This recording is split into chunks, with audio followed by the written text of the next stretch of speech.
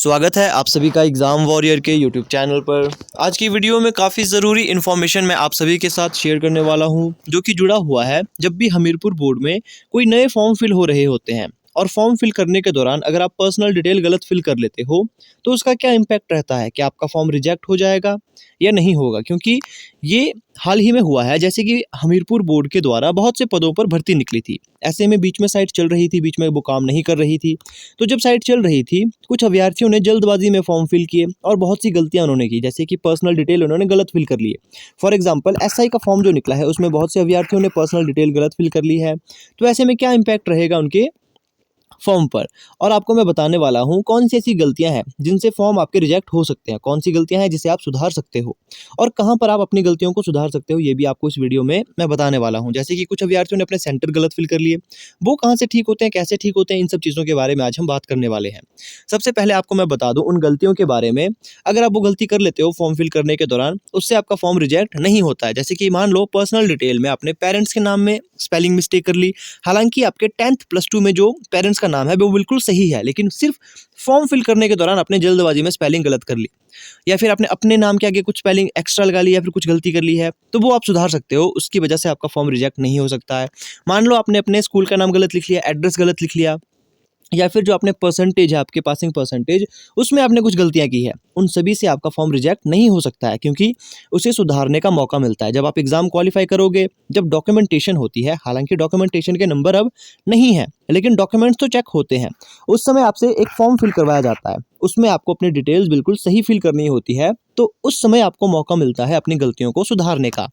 अब कौन सी ऐसी गलतियां हैं जिन्हें आप नहीं सुधार सकते हो और उस दौरान भी आपको ये गलती सुधारने का मौका नहीं दिया जाएगा। फॉर एग्जाम्पल अगर मान लो आपने कैटेगरी गलत फिल कर ली, जैसे मान लो आप जनरल से हो, आप ईडब्ल्यूएस या बीपीएल से संबंध रखते थे, लेकिन आपने फॉर्म अनरिजर्व्ड में फिल किया है। अब जब डॉक्यूमेंटेशन होगी, जब आपके डॉक्यूमेंट्स चेक होंगे, उस दौरान आप ये अपील नहीं कर सकते कि आपको बीपीएल या ईडब्ल्यूएस में शिफ्ट कर दिया जाए, क्योंकि आपने शुरू में ही अनरिजर्व्ड में फॉर्म फिल किया था। तो कैटेगरी को हमेशा ध्यान से रखना है, इस चीज़ का बहुत प्रभाव पड़ता है। अब मान लो जैसे कोई एससी एसटी जो भी कैटेगरी के हैं, अगर आपने जनरल अनरिजर्व्ड में फिल किया तो उसके बाद आप एससी एसटी यूआर की आप सीट्स नहीं ले पाओगे।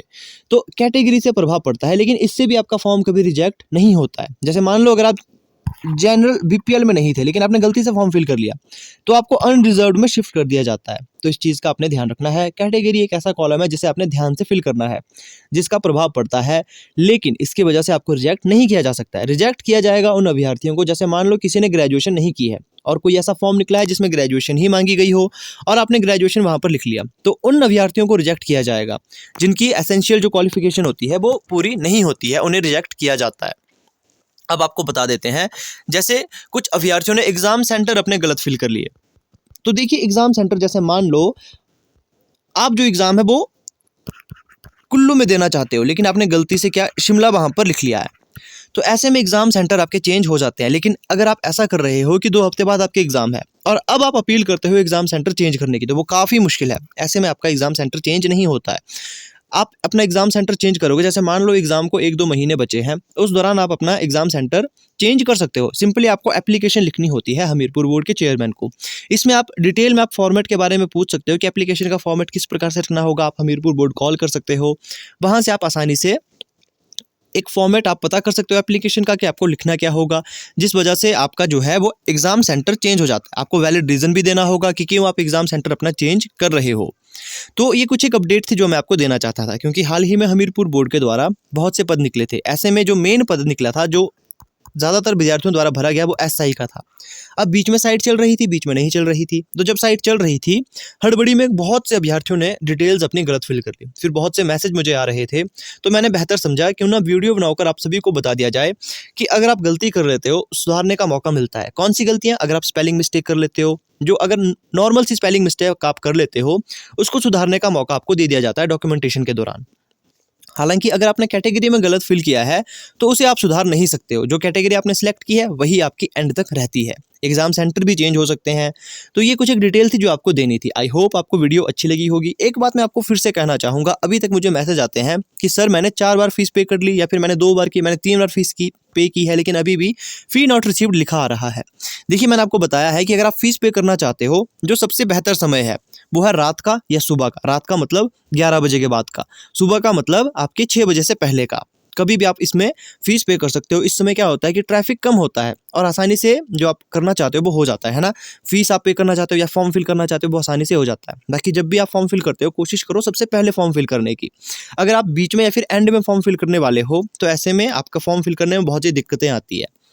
अब जिन्होंने फीस एक बार पे कर ली है, बैंक से आपके पैसे कट चुके हैं और आपको रिफंड भी नहीं मिला 48 घंटे के अंदर, तो इसमें हमीरपुर बोर्ड की गलती है, उनकी साइट की गलती है। आपने फिर से पे नहीं करना है।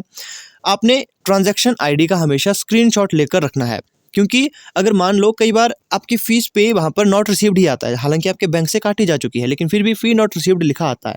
तो ऐसे में आप उन्हें कॉल करके, मेल करके आप दिखा सकते हो कि मैंने फ़ीस पूरी तरह से पे की है, लेकिन अभी तक यहाँ पर ये आपकी ओर से गलतियाँ हैं या फिर साइट की गलती है जो वो फ़ी नॉट रिसीव्ड लिखा या फिर दिखा रहा है। तो इस चीज़ में आपने हमेशा ध्यान रखना है। एक बार फ़ीस काटो, अगर बैंक से कट जाती है, रिफंड भी नहीं मिलता है, तो दूसरी बार मत काटो, क्योंकि दूसरी बार भी आप फ़ीस काटोगे तो फ़ी नॉट रिसीव्ड ही लिखा वहाँ पर आएगा। जैसे कि एक अभ्यर्थी थे, उन्होंने 4 बार फ़ीस काट ली है, लेकिन उन्हें कोई मैसेज ही नहीं आया। तो इस चीज़ का आपने ध्यान रखना है। एक ही बार आपने फ़ीस काटनी है, बाकी आपने हमीरपुर बोर्ड एक बार ज़रूर कॉल करना है। वो आपको सजेशन या फिर सुझाव इसमें ज़रूर देंगे कि अब आपको करना क्या चाहिए। बाकी कुछ एक अपडेट और मिलेंगे या फिर कुछ इन्फॉर्मेशन मेरे पास ऐसी है जो मैं सोचूँ कि आपको देनी ज़रूरी है, तो मैं दे दूँगा। तो अपने चैनल से जुड़े रहना है। बाकी कुछ एक डाउट आपके हैं तो आपने कमेंट में ज़रूर पूछना है।